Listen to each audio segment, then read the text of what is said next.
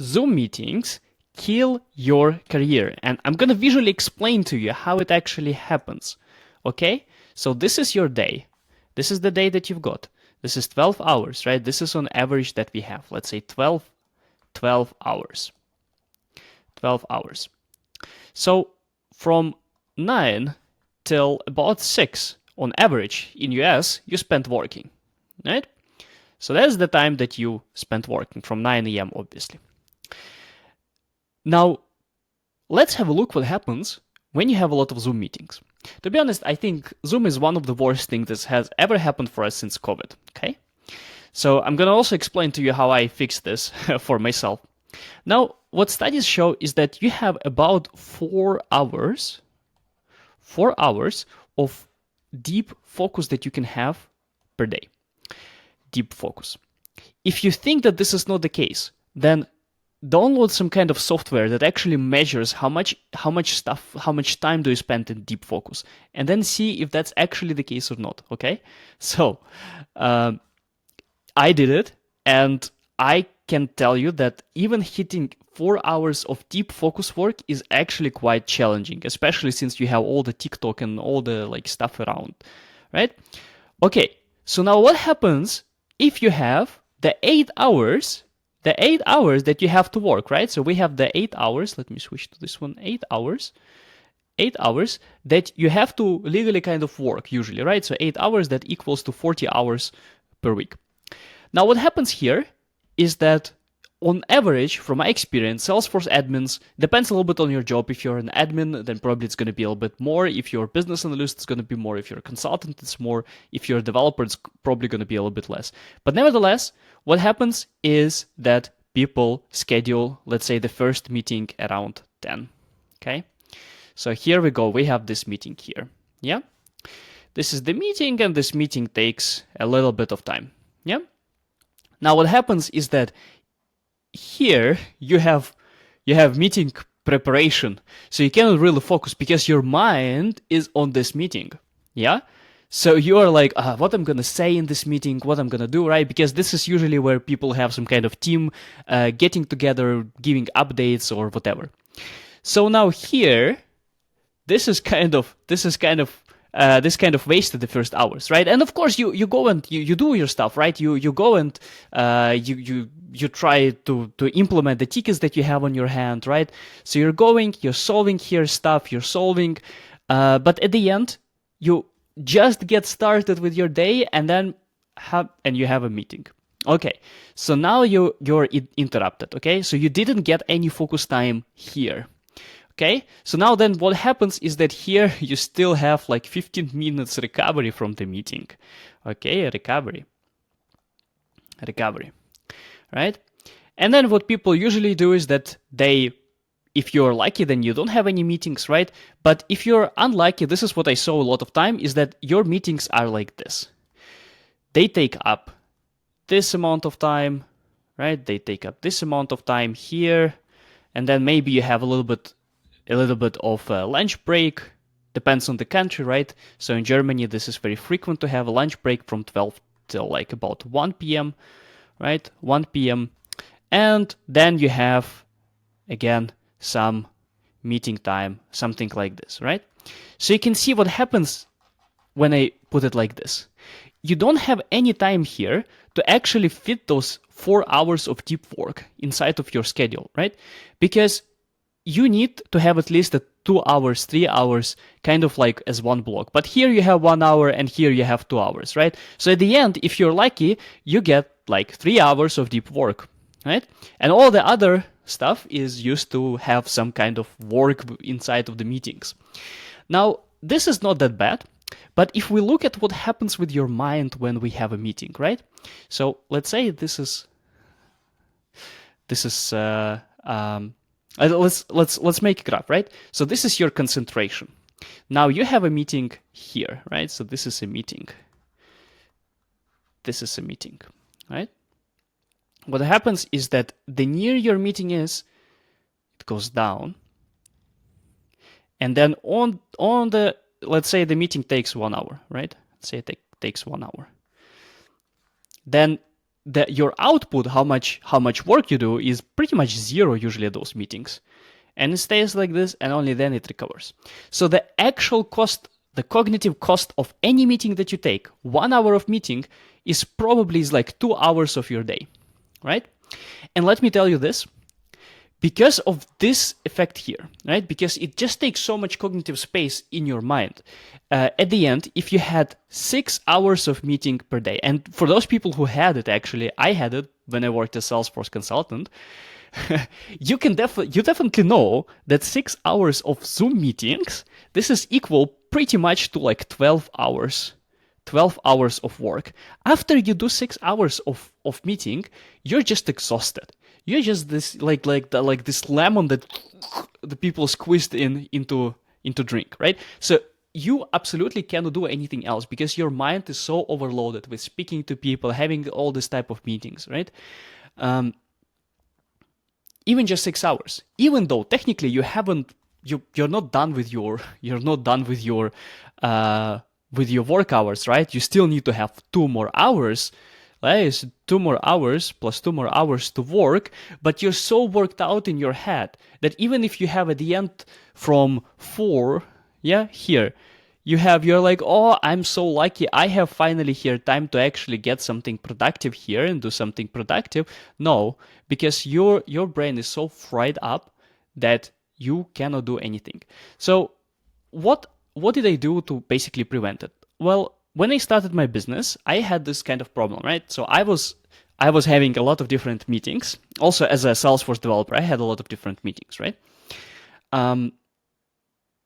What I started doing is first let's say we have Monday, we have Tuesday, we have Wednesday, we have Thursday here, and we have Friday. Okay?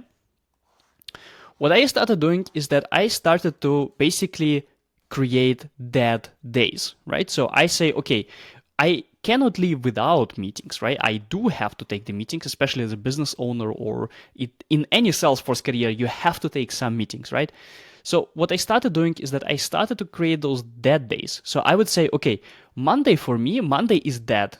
I really don't expect for me personally to accomplish anything productive on Monday.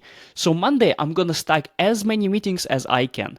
And I would stack this with meetings to the maximum, right? I would stack it with the meetings, and I would try to have all my meetings on Monday.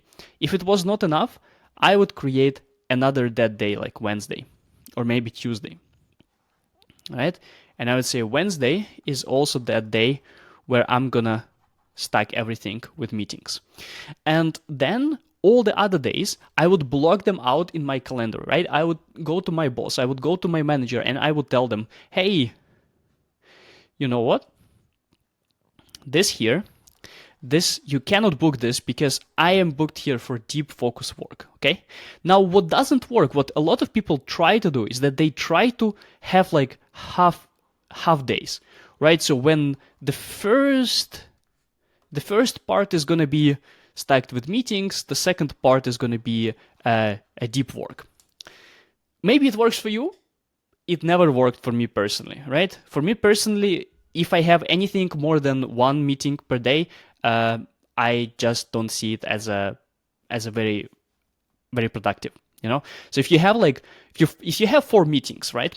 If you have 4 meetings and you think, that's easy, always keep in mind this whole cognitive load, right? That 4 meetings, because you have to speak with people, because you have to communicate all the time. There's a ton of different work that comes into the meeting, right? Because sometimes you need to prepare the meeting, sometimes you need to kind of like chew on the ideas that you got in the meetings. Sometimes you need to wrap up the meeting. Also, sometimes they take longer than they scheduled, right? Sometimes turns out that, okay, this meeting, we're gonna need to kind of circle back to what we discussed in this meeting, like in a week or something. So you have to mentally take the note, or like actually schedule in your calendar another note, right? So basically this approach for me, it never actually worked for me personally. So I don't like this mixing up the days. I like to wake up and know that today I have the full day just doing the work that I need to do, right? That allows me to do stuff like I can put it into like good chunks of 2 hours, right? Of 2 hours. of like deep work, and I know that every 2 hours I'm closer to finishing the work that I intended to do, right? And if you really try to do that, right? So if you absolutely have to take meetings on your job, that was solution for me.